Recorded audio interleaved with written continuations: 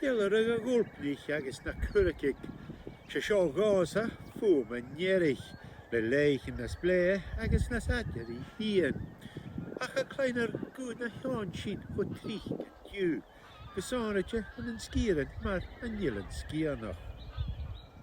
Hanne mismunach yn gyda ta falain ha codach gyfi.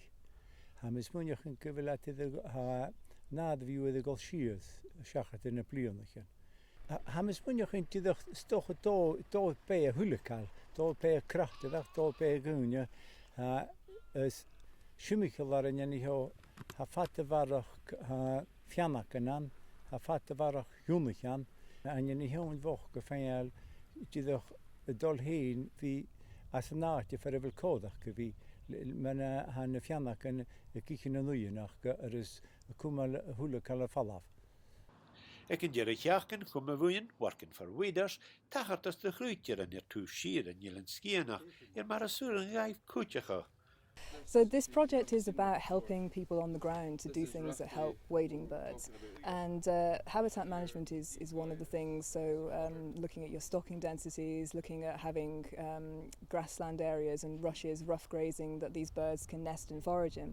But on the predator control side, then some people control foxes, and common grazings are often doing that as well. But you can also control hooded crows, which are one of the key problem species for breeding wader productivity, and you can do that through the licensed use of traps. The idea is the crow comes down, sees it, and then it's in the cage.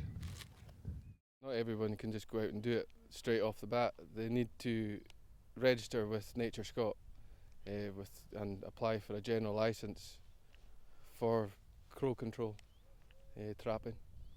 Agus, kan je keuzen en het maas aan Jan Gunnenetje, maar het jeet urpen a jieno an isht. If we don't do anything to stop this decline, then these birds will end up becoming extinct in these areas. And that's the worst case scenario, but it is likely to happen. We could be looking at maybe 10 years left for curlew, for example, if nothing is done to help them. And that's why this work of the project is so important. Fi mi chochor mar un cwtio, leis an urpen draasta, as an bara chrwf en a chwr, fern na halapa. Sian imach can ich, BBC yn la.